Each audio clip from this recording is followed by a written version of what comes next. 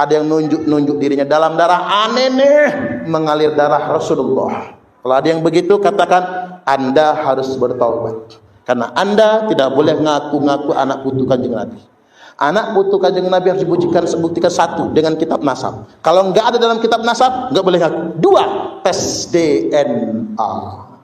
DNA-nya itu harus J1.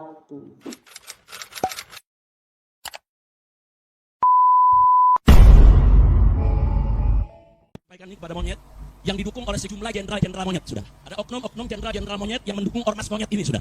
Sampaikan kepada mereka, sudah. Capek, sudah. Kalian setiap hari menghina, memfitnah, capek. Kita perang aja deh. Kita perang aja. Saya siap untuk kobarkan perang lawan mereka dengan backingnya, sudah. Takbir. Umat Islam semua saya tanya, siap perang lawan gerombolan monyet? Takbir. Takbir. Takbir. Ini bulan Ramadan. Assalamualaikum warahmatullahi wabarakatuh. Sebelum sahur saya kaget buka video, ada yang marah-marah. Ini orang marah-marah tuh sudah tuh aja ngamuk-ngamuk terus. Awas hati-hati tuh. Nanti darah tingginya akut lagi. Jik, ada apa sih ngamuk-ngamuk terus? Ini bulan puasa, Jik. Ngamuk-ngamuknya ngajak perang lu, asal golok dari dulu lu mah. Asal golok, asal segala rupa pedang. Dari dulu provokasinya umat Islam terus yang dijadikan bantalan malu. Jik, udah tua sih. Jangan arogan, ini Indonesia, Jik, bulan puasa lagi. Nggak ada sesuatu itu yang bisa dimusyawarahkan, bicara baik-baik, selalu perang dan perang. Kenapa? Lu nggak suka ke Gus Fuad, pleren, Jik? Ya, karena lu kira tuh Gus Fuad itu ngemenyet-menyetin guru tua itu. Tabayun dulu, Jik. Tuh lihat tuh klarifikasi Gus Fuad apa dulu. Jangan langsung ngamuk-ngamuk marah-marah doyan amat lu, Jik. Ampun, malu gua dengernya juga. Kita ini udah pada tua. Gua udah tua, lu udah tua, malu dengernya juga. Udah tua bukan makin bijaksana, makin lembut nih, makin ngegas terus, Jik. Nggak tanggung-tanggung lagi ngajakin orang untuk perang. Umat Islam dibawa terus, melulu lu bawa umat Islam lu. Emang umat Islam itu siapanya lu, Jik? Pede amat tuh di Indonesia, sepertinya umat Islam ada di tangan lu semua. Masya Allah, tabarakallah. Jadi kalau memang upanya Gus Fuad itu ngomong ngemonyetin guru tua umpamanya, tapi kan bukan begitu sebetulnya klarifikasi Gus Fuad. Lu tersinggung, ya. Gua menanya ya sama lu, Jik. Lu pernah enggak ngomong-ngomong nyebut Gus Dur itu buta mata, buta hati? Pernah enggak lu dulu nyebut Gus Dur itu antek Yahudi? Ada enggak tuh oknum Kabib itu yang ngebilang nyebut Kiai Haji Maruf Amin, ulama Banten, wakil presiden itu dengan babi? Ada enggak tuh si Bahar nyebut ulama yang dekat dengan pemerintah itu dengan kerak-kerak bersoban dengan babi dan anjing? Ada enggak?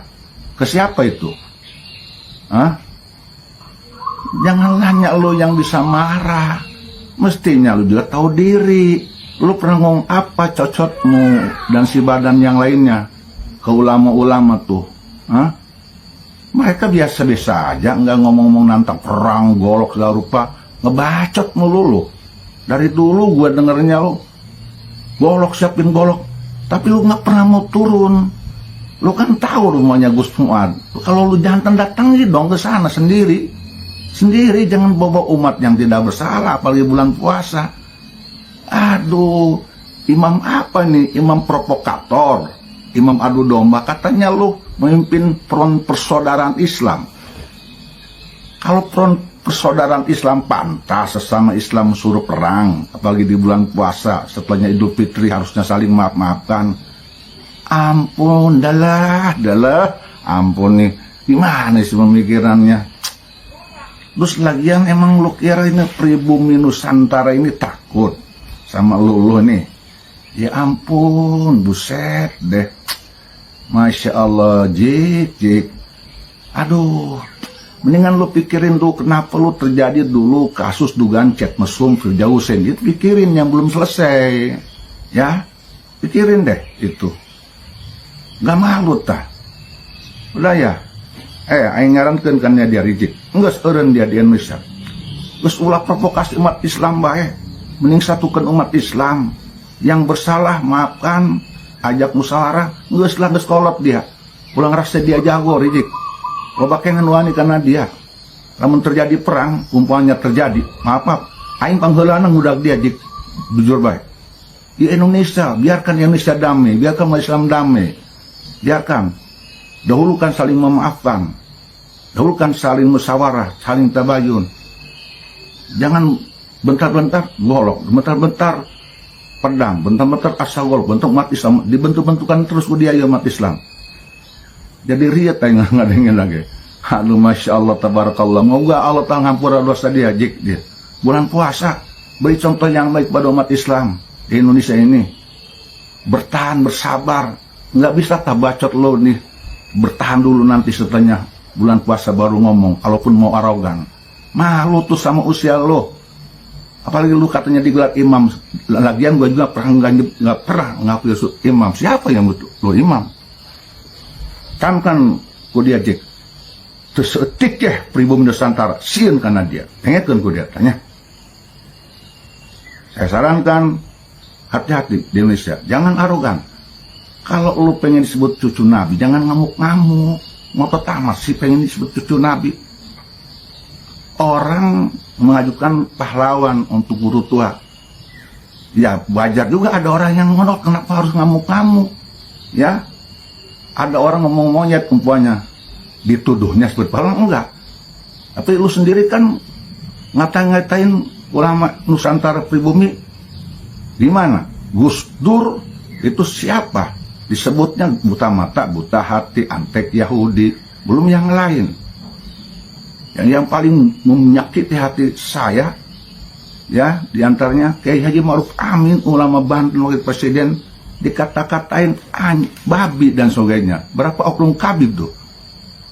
Tahu diri dong, jangan pengen menang sendiri terus loh. Dia memarah bisa, tapi karena golongan dia sorangan, tadi bisa marah si bar tuh dia carikan, rejik, ya, mana nih? Camkan, sejengkal pun insya Allah pribumi Nusantara tidak akan pernah takut kepada kamu, rejik. Hasbunallah wa ni'mal wakil, ni'mal maula wa ni'mal nasir, wala haula wala quwwata. Bikin ricuh kau di Indonesia, maka kami tidak akan pernah diam. Bisa mending saling hampura, saling maafkan bulan puasa. Ya, aing mas nulungan ogah riributan, sieun, aing sieun, perang tuani aing sieun, mung ribut isin geus olot.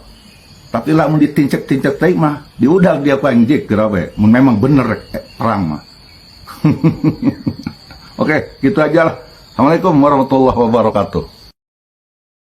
Saya Sekjen DPP Garda Wali Songo yaitu Ahmadi menyerukan kepada seluruh anggota sekaligus pasukan dari Garda Wali Songo untuk siaga atas apa yang telah disuarakan oleh Rizik Monyet itu, yang telah menyuarakan bahwa semua ulama-ulama yang selama ini secara epistemologi dan sekaligus keilmuan menyoal tentang nasab Pak Alawi.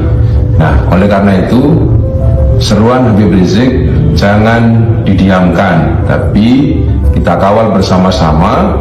Kalau memang dia mengajak perang, maka semua pasukan sekaligus anggota Garda Wali Songo di seluruh Indonesia wajib turun di jalan untuk bersama-sama kita hadapi Rizik Monyet itu. Agar apa? Agar jelas bahwa yang ngobok-ngobok umat Islam itu bukan golongan ulama-ulama pribumi, tetapi merekalah Rizik CS itu, gerombolannya, monyet-monyet itu, ya, yang telah menjadikan umat Islam di Indonesia sebagai medan perangnya. Kalau memang dia itu orang asli Indonesia, tentu tidak akan bicara seperti itu, apalagi sampai menyatakan bahwa siap untuk perang kepada umat Islam yang ada di Indonesia.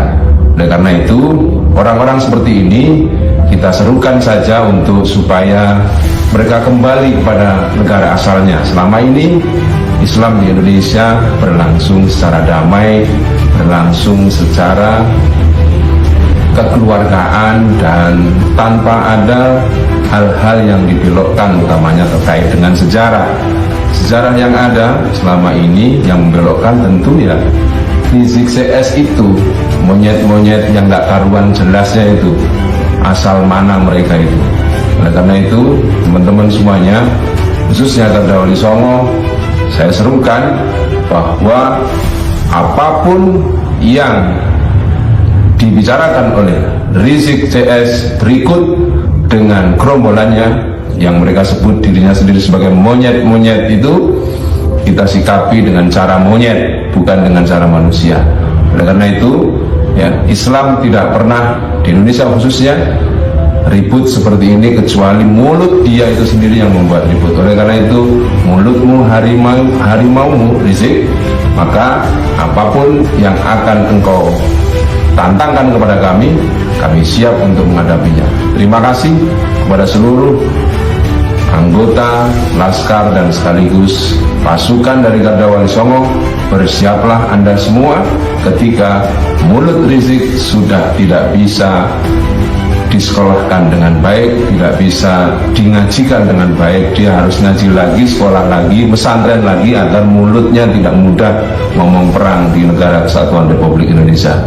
Jayalah Indonesia, jayalah Wali Songo, dan kepada seluruh pasukan Wali Songo, bersiaplah sekali lagi akan godaan-godaan ataupun tantangan-tantangan yang disampaikan oleh orang-orang yang tidak bertanggung jawab seperti Rizik CS itu tadi. Terima kasih.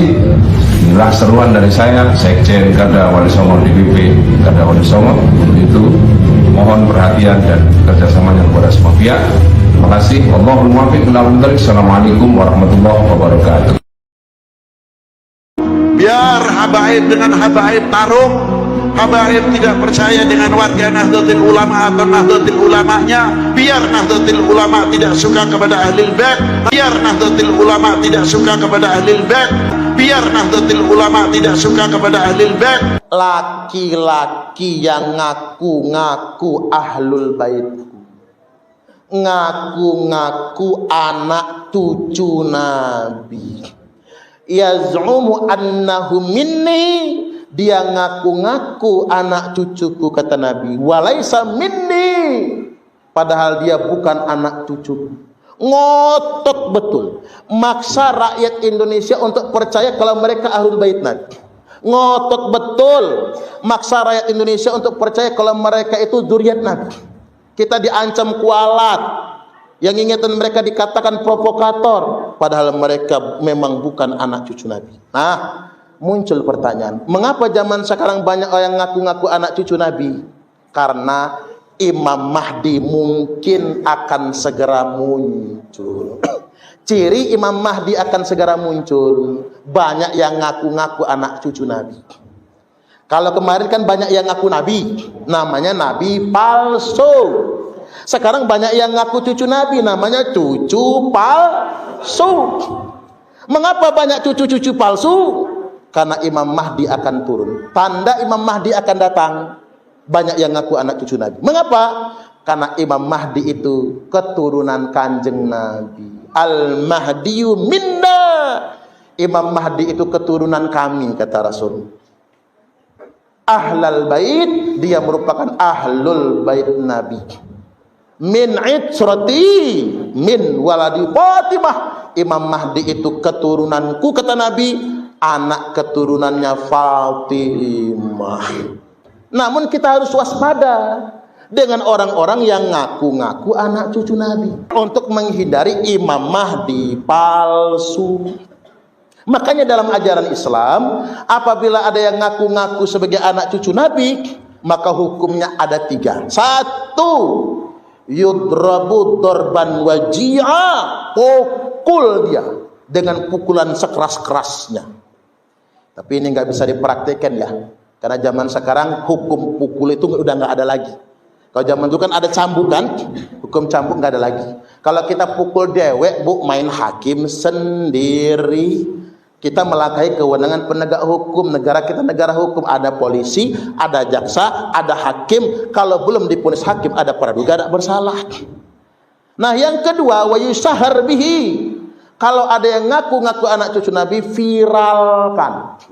Makanya Pak Ustadz Sukadi, dan beliau tadi tanya, ini Pak Yai Suparman yang ketua PWI ya?